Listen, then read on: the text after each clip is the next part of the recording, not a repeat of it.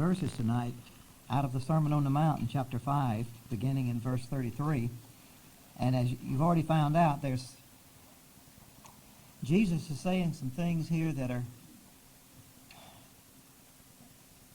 they just are hard to comprehend.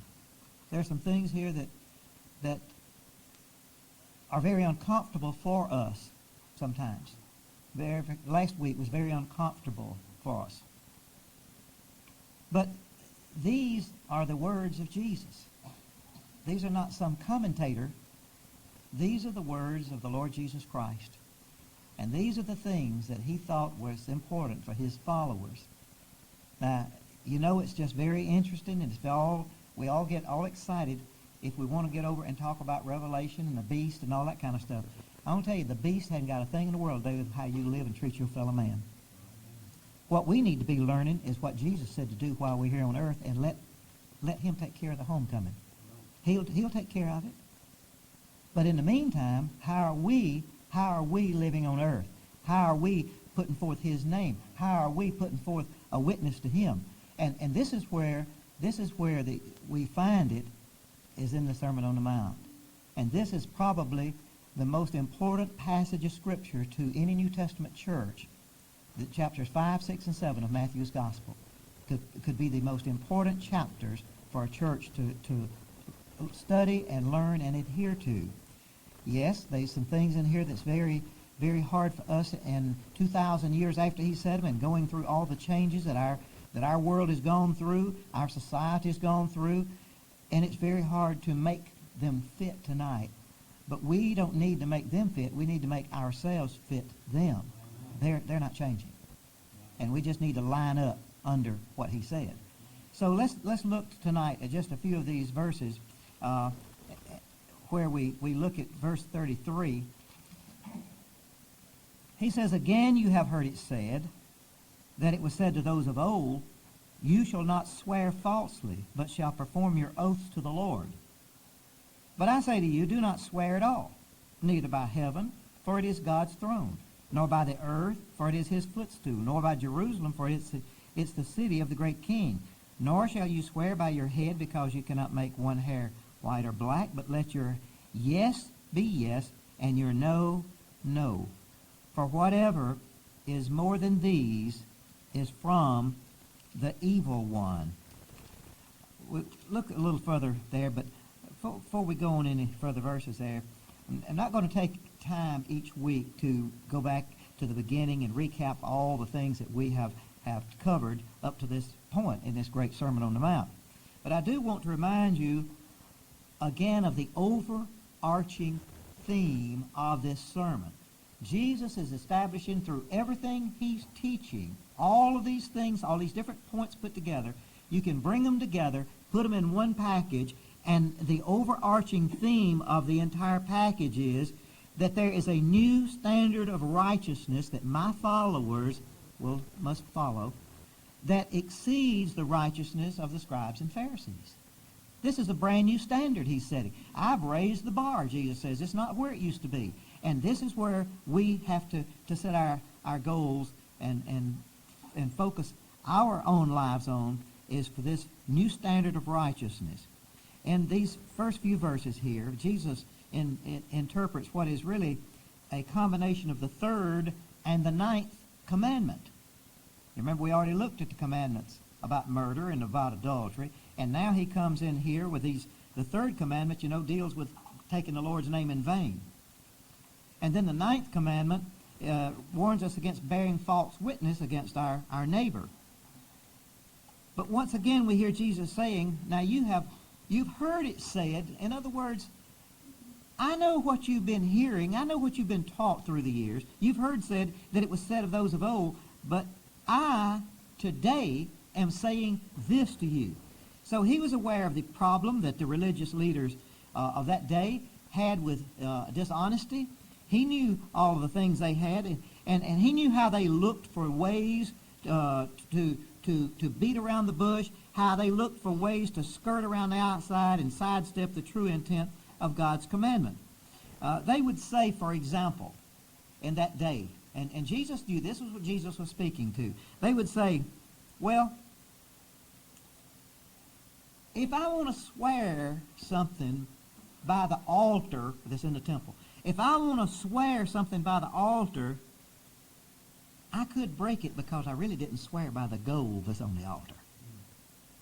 You see, the loopholes. That's what they were doing. Another of their tricks they employed was by saying, if you swear by heaven or earth, that's not binding. But if you swear by the God of heaven, that's binding.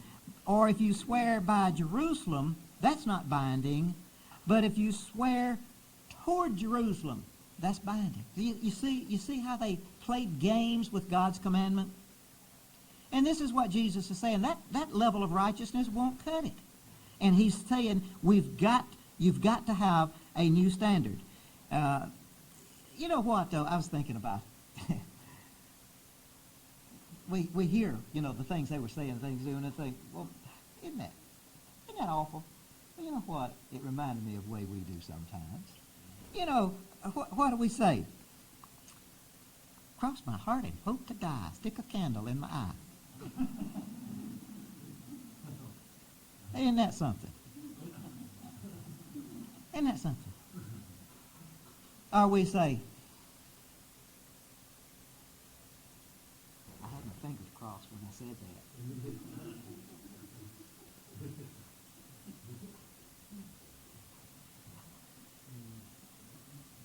Isn't that, hey, aren't we kind of practicing the same thing? Well, all of this nitpicking was just another example of their attempts to create loopholes. In other words, they were trying to make God's original laws, they were trying to modify them and change them around, put little loopholes in them to fit their level of righteousness that they wanted to live themselves. So they were trying to take God's law and change it. And the point that Jesus is making in these verses is that their disregard for God's ownership, that they were disregarding God's ownership of everything. And you can't help but think that, and of course Jesus knew this and he used it in other places, but Psalm 24 there, Jesus could have been thinking about those words, the earth is the Lord's and the fullness thereof, the world and they that dwell therein. Jesus was stressing, when he's talking about swearing by God and swearing by all those things, that God is the maker of both heaven and earth. He's the maker of Jerusalem, and he's the sovereign Lord. He's the creator of all these things that he mentions here. Everything belongs under the sovereignty of God. Therefore, Jesus said, when you say something, make your statement and let it be yes or let it be no. And the practical truth that Jesus is stressing in these verses is, keep your word. Let your spoken word be your bond. I want to tell you what, there was a day, and there still is, there's some of you right here that I wouldn't, if I could do business with you on a handshake, and I wouldn't worry if we had a written contract or not. But there's not as many folks left like that as there used to be. It's really sad how we have gotten into careless habits and practices that we should avoid as Christians. We say, oh, I don't know, just tell him so-and-so, or well, you could just say thus and thus, which we're skirting the whole truth. And these are usually introductory remarks we use for telling things that are not 100% truthful in many cases. Talking about making your word be in your bond. A few months ago, Jerry and I sold a couple of appliances that we had to a good friend, a minister in Anniston. Gave him a real good buy. Sold all of it for $100. It's worth about twice that. But felt like he needed it. And when it came time for him to pick them up, he only had 50 of it. This was way back before Christmas, wasn't it? This back in November. And he said, the church will pay me on a certain day. Well, we've lost his friendship. He don't even come around anymore. See, for $50, he sold out his integrity. For $50. For $50. Now, who is that $50 hurting the most? I can say one thing about my dad. He was an uneducated man. Never had much financially. Worked hard, though, I'll tell you that. He worked hard all his life. But I can tell you two very important Christian principles that he drilled into me when I was young. The first was honesty about money and business dealings. And the second was in telling the truth. I have so many fond memories today about how he not only stressed the importance of these things to me, but how I saw in his life a demonstration of these principles and the example he gave me to follow. My dad was such a thoughtful and a deep man of the Lord.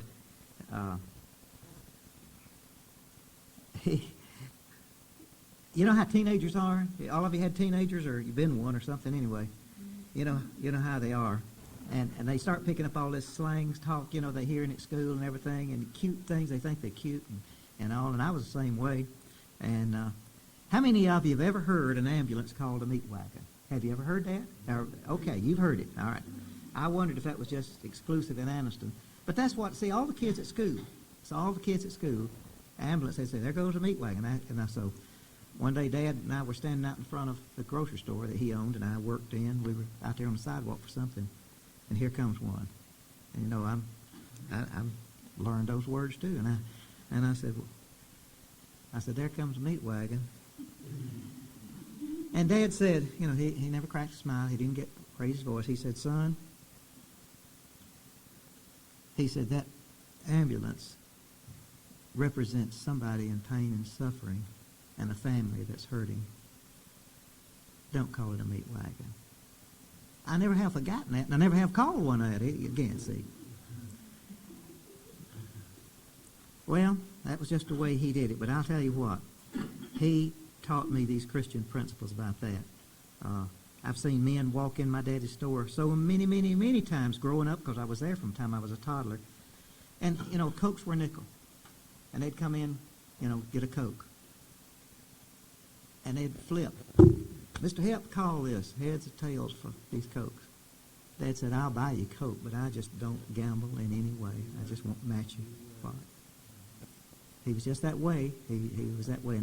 So I grew up seeing those things all my life. He lived that before me all my life. We had a man talking about bond. Jerry and I had a man several years ago, Christian man in our church. We were living in a trailer at the time and didn't have much of a house to live in, a trailer house. And we'd been through some rough times in school and all. And he knocked on my door one day, and he said, I haven't slept good. The night was stormy, and he said, God kept me awake all night last night, us laying around in our brick houses and leaving you in this mobile home to get blown away. He said, we'll get you in a house. I said, well, we just don't have any money or anything right now to do that. I hope to have one someday. He said, well, we'll just kind of make arrangements. And anyway, we wound up getting a little old lot. Drew up a house plan, picked it out, and that man built us a 4-bedroom brick home with a double garage on our lot out of his pocket, and there never was a piece of paper signed. When he finished it out exactly like we wanted everything, he pitched the keys to me. He said, when you get time, you can go see about getting more. And he gave me an itemized statement of everything, all the materials, everything he put into it. Do you know that ought to be the commonplace thing among Christians? That ought to be the way we live. That should be the standard. It should be the standard. But on the other hand, here's another man that claims to be a Christian. And by the way, I saw his keys one day, and he had a thing on his key ring, and it says something about a man and his promise. And he beat me out of $50. It shouldn't be that way. Well, beginning in verse 38 and continuing through the end of this chapter here, Jesus doesn't deal with all the commandments here, but what we do have in these verses, we have in the rest of this, we have a treatment, really, of the one notion that is a summary. It's a summary of the one commandment that is the foundation for all these commandments. And that one experience, the one kind of behavior that is a summation, really, of all the commandments that he gives is the love commandment. You remember the Lord's response when he was asked which was the greatest of all the commandments? You remember how quick he came back? And he said, well, the greatest of these is love the Lord thy God with all thy heart, mind, soul, and strength. And the second, he said, is like unto it, to love your neighbor as yourself. Well, in these verses, Jesus speaks about the exhortation here to love. And this is the only way we keep the commandments of God. I'm going to tell you, if we don't have the love of God, the motivation of the love of God in us, then we're going to have a hard time. We're going to be like the Pharisees and scribes, looking for the loopholes for our convenience. And the best way I know to understand this section is what I hear Jesus saying here. And this is sort of what I hear Jesus saying about this entire passage here. He said, as my followers, you are no longer to live your lives on the defense. In other words, trying to avoid committing a violation of a commandment. Here's what he says you're supposed to do as my followers. You're supposed to live on the offensive in terms of how you behave with other people. And that is, you take the offensive and express your love one to another. Look at verse 38 and 39. Look at verse 38 and 39 with me. You have heard that it was said, here's that same statement again, an eye for an eye and a tooth for a tooth. But I tell you not to resist an evil person. But whoever slaps you on your right cheek, turn the other to him also. That's a hard one to reconcile, isn't it? That's a hard one.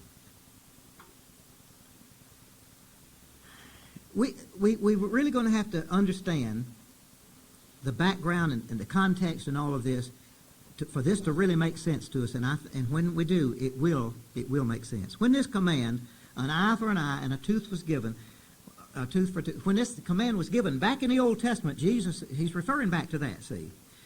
It was not for the purpose of getting even.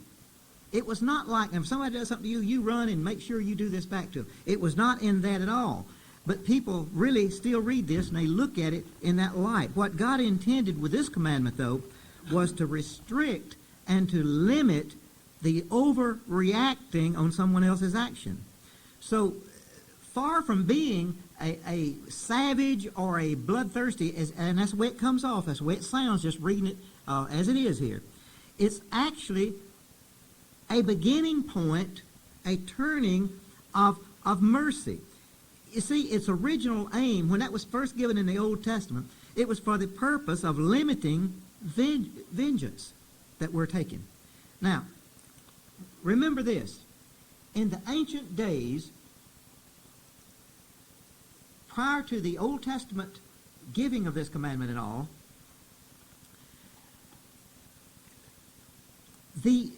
what you'd call blood feuds were the normal lifestyles of a tribal society that they had in that day. In other words, if this man in this tribe had a run-in with this man in this tribe, justice was this man told all of his tribe, and it was not an eye for an eye. It was, we will figure out a way to kill everyone in this tribe over here. And there was never any satisfaction until there was death to all. So this command was given as a mean to limit vengeance. It lays down that only the man who committed the injury must be punished, and his punishment would be no more than the equivalent of the injury he has afflicted or the damage he has done. And as seen against this historical setting, you can see that this is not a savage law, but it was a law of mercy. It was to limit the extremes that they went to in those tribal feuds of those days. Now, you know what I was thinking of as I was preparing this? We're returning to that. This is the gang warfare now. If some of these gangs, I don't know if y'all have them down here. We have them in Anniston, though. These guys that hang out around on street corners and wear their breeches down about right here, you know, and all that kind of, you know, sloppy-looking stuff.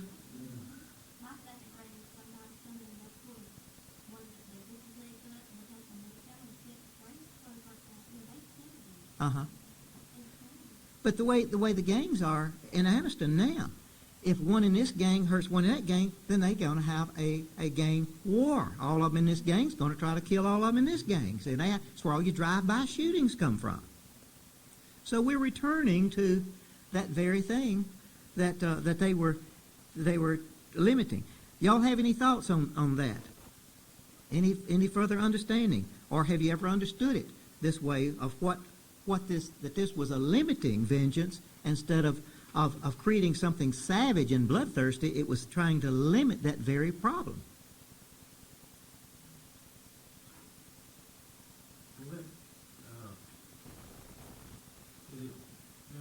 We know now why these gangs do this. They don't have any fear of God or the government or their mom and daddy or nobody else. They just like animals. But back during this time when they disobeyed, they wasn't God-fearing people either.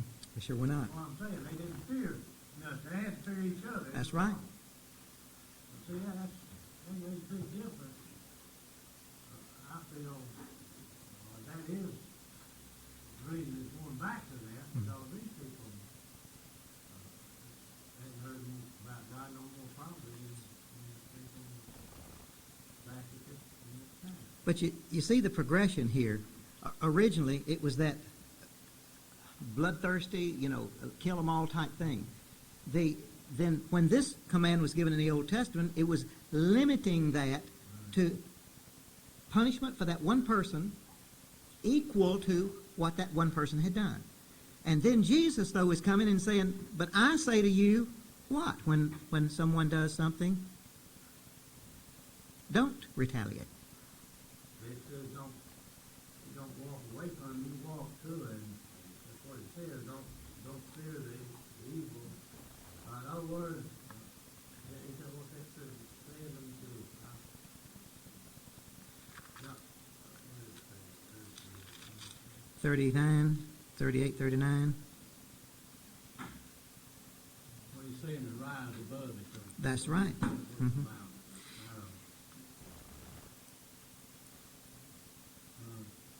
Y'all remember the Hatfields and McCoy thing? It's trying to put an end to that ongoing generation after generation of trying to kill each other, that type of retaliation.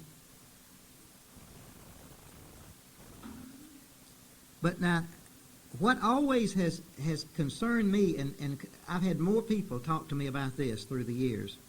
In verse 39, here, what does it say, Toots? You're looking at it right there. Verse 39, what does that say right there? I say unto you, that you resist not evil one. That's what he said it was, evil one. Uh-huh. Mine just says evil. Evil person's what mine says. Well, okay, evil person, but whosoever shall smite thee on the right cheek, then turn to him the other cheek off, the other also. But that's what I was saying. You don't really run from evil, you confront evil.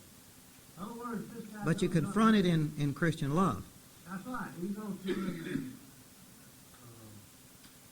I don't know what I'm trying to say is if somebody got something against me, I'm supposed to go to him. And if I got somebody. I don't know exactly what that means myself. Well, Matthew 18, of course, chapter 18 clears a lot of that up too about solving things where there's problems between people.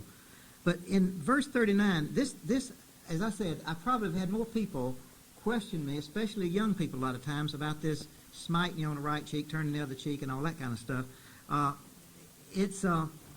Jesus is talking about here, he's talking about personal relationships. He's really not talking about violent attacks upon your life. This is not what he's talking about at all, and I'll tell you why. This reference he's making to the slap on the cheek, this is an image of a personal insult and not about the possible injury by someone attempting to rob you or rape you or kill you. This is what it's really talking about, Janice.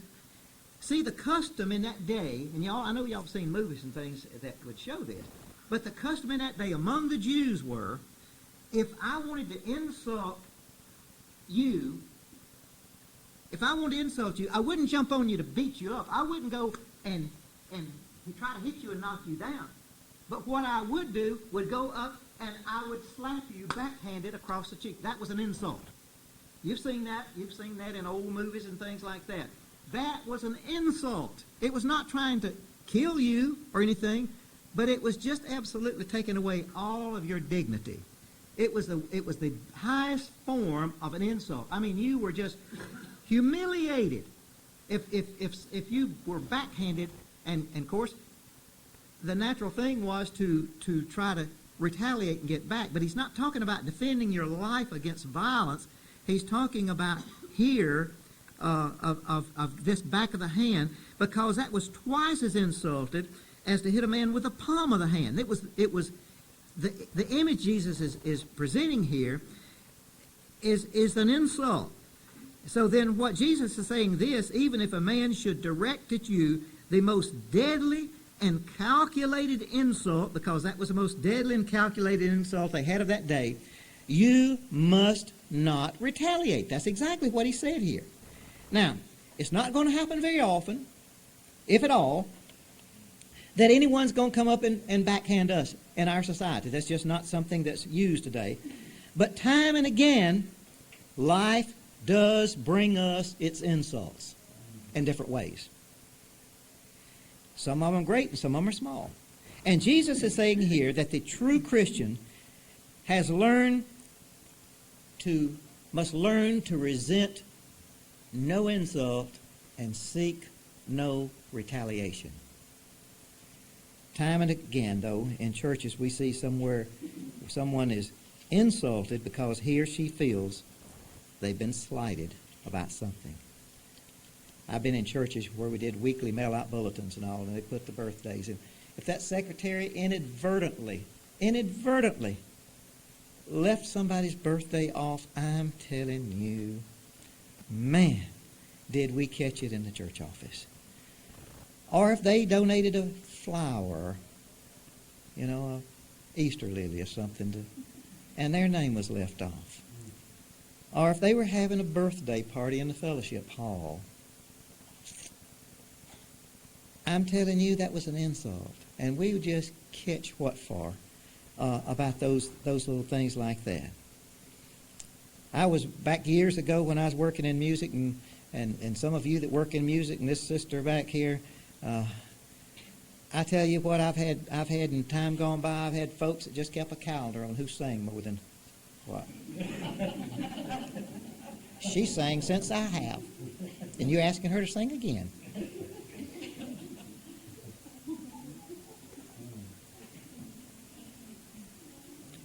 Listen, Jesus is teaching here that the true Christian forgets what it is to be insulted, for he or she learns from him, from our Master, to accept any insult and never to resent it and never to seek retaliation. Boy, I'll tell you what, we're coming right into that time of year right now. We need often to stop when we get all upset and we get all concerned about these little old things that we're picky about. We need to follow Jesus from his triumphal entry to the cross. And then we think we've got problems. Every insult known to man Every insult. is that he's done in his life. And he could have zapped them. You know that. He could have come off of that cross. There is our example. There's our example. These verses, you know what they do? They reveal to us the humiliation of being a Christian. That's really what they do. In the eyes of the world, if a person does not strike back or lash back, it's because he's a coward. But in the spiritual realm, it is the very evidence of the Son of God in you if you don't. Now, when you're insulted, Jesus is saying you must not resent it, but you must make that an opportunity for you to exhibit the Son of God living in your life. And you cannot imitate the nature of Christ. It's either in you or it's not. And a personal insult becomes the opportunity for a Christian to reveal the incredible sweetness of the Lord Jesus Christ.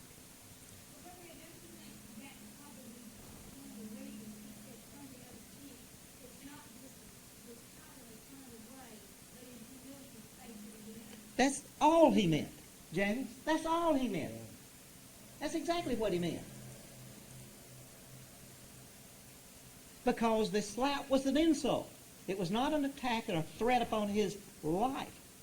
It was not someone with a knife, you know. It was a backhanded slap to insult. The epitome of an insult in that day was to get that backhanded slap across your face. Notice it says on the right cheek. Most people are right-handed. I guys not. But a right-handed person, I can't slap him on the right cheek unless I do it backhanded.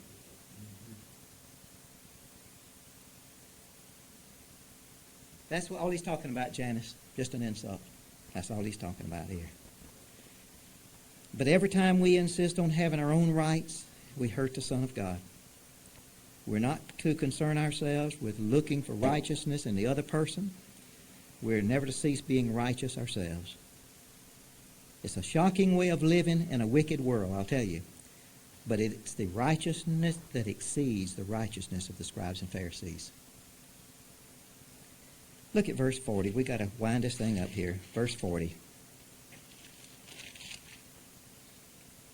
If anyone wants to sue you and take away your tunic, let him have your cloak also.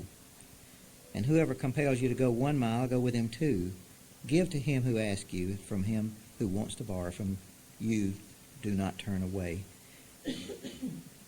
According to the Old Testament law, you could not take a person's outer garment. You remember the big outer cloak was what they covered with at night. And a poor man just usually had one of those. And you could not keep it from him overnight. That was an Old Testament law. You could not take this outer garment, his cloak here. But you need to understand that the tunic was the undergarment under that. But the outer garment, the cloak, you couldn't keep from a person. If they gave it to you for security or whatever, you could not keep it overnight because that was it was just a very important part of their life. Now, this passage was not intended to be taken in an over-literal way. In other words, Jesus really did not mean, if somebody comes up to you and asks for your tunic, which is your undergarment, demands that, give them your cloak too. Now, literally, if that had been followed literally to the letter, then they would have been naked Jews running all over the place because they would have just stripped off and given their clothes. Well, that's just not what it meant. It was not meant for that to do that. What Jesus said was, if he wants your inner garment, let him have it and give him your outer garment too. And the point Jesus was making here was unlimited love again. No limits on your love. He was saying, as my followers, respond to evil with good. And then, of course, the Roman soldiers were hated. I'm telling you, the Jews despised a Roman soldier. They hated all the Romans. But a Roman soldier did have the right at any time to command a Jew to carry his luggage or baggage or equipment with him, for him, that one distance there. They hated it, but they had to do it. But this shocking, unexpected response of generosity and grace here was the point that Jesus was trying to make. I mean, you're compelled, it's your duty to do it, but as a Christian, Christianity goes beyond duty there. Now, there are those who would lead you to believe that as Christians we are to be the eternal soft touch to the world. I don't believe Jesus is teaching that right here. I just don't believe that that's his intent. I don't believe he wants the church to be taken advantage of and robbed and hindered in the ministries it could be doing by those who just see it as a soft touch. But these are just simple illustrations that Jesus is giving here, by those 4 illustrations he's giving there, to say that we're to respond to the ways of the world in the shockingly unexpected, surprising way of love. And these teachings were meant to bring reconciliation in the lives of the lost and the unsaved people as they revealed the nature of the believer. Church, as Christians, we're challenged to reach out to the world with the love of Christ revealed in us in order to transform evil and hatred into love and forgiveness. I'm going to close with a comment that I had a Christian friend in the restaurant this morning, comes in early. And I can remember several years ago when he was so on fire for the Lord. And he's still a good man, and he is still, well, let's just put it this way, he's cooled off a whole lot. And I asked him this morning, I said, what disillusioned you? Why did you lose your fire? He said, well, I was part of a church. He said, my heart has always been to be a church that makes a difference in the world and its community. And he said, I was a part of this new work that was formed for that very, very purpose. And he said, I have never been happier. And he said, before too long, it settled in and became just another church that wanted to have good fellowship among its members and meet together on a scheduled time so that we could just come together as friends and talk and sing a few songs. And he said, we lost our vision for what we were supposed to be doing as a New Testament church. And he said, I lost my enthusiasm. I said, I share that with you. I said, that's been my heartbeat for years. I said, how many times have I asked God on my knees to deliver me from the pastorate of the church because of the complacency and the inactivity for anything outside the walls of the church? And I said, I want to tell you now that I believe in my heart that I'm a part of a group. I'm not saying we're where we ought to be and need to be. But I said, I'll tell you what. We're part of a group that looks outside the walls of our church. I said, in the few months I've been there, I've seen them reach out and touch and help more people than I did my last church in 8 years that I served. I told him about Alan's new commitment. He said, that is fantastic. He said, I've never heard of a church offering that ministry before. But he said, God's people ought to be a family of people that make a difference in the world through however it is, whether it's painting or fixing or witnessing or fixing their cars or whatever you can do to tell people and show people what true Christianity is all about. And I said, well, I just really believe that God has finally brought me to a place where we're going to see that happen. I'm going to tell you, I don't know about y'all, but I feel so convicted when I get through studying a passage where Jesus has the bar set. I'm telling you, I need to get me that stool that Virginia was telling you about to get up on, Blake. I'll tell you, I'm way below that bar that he set, that standard. Let's just continue to seek God. I'm telling you, folks, we're going to have to pray. We're going to have to pray hard to be the kind of people that God wants us to be here, and do the great and the mighty things that He has for us here. But you know what's going to happen if we do? We're going to bring honor to Him, and He's going to be pleased. And we're going to know His presence, feel His presence, and we're going to experience worship as you've never experienced it before. Not because of great preaching or great singing, but because of a great God who will be there in person when we do it. Blake, would you dismiss us tonight? Father, we truly are thankful for the words we've heard here tonight. I thank you for the Heptinstall test and the Scripture, the words that brings to us. Lord, we are thankful, so thankful for your Son, Jesus Christ. Yes, God. For the life of Him, for the leadership of God. Lord, we ask that you just burden our hearts in a very special way. For those that are not here tonight, those that don't know you as their Savior, Lord, help us, use us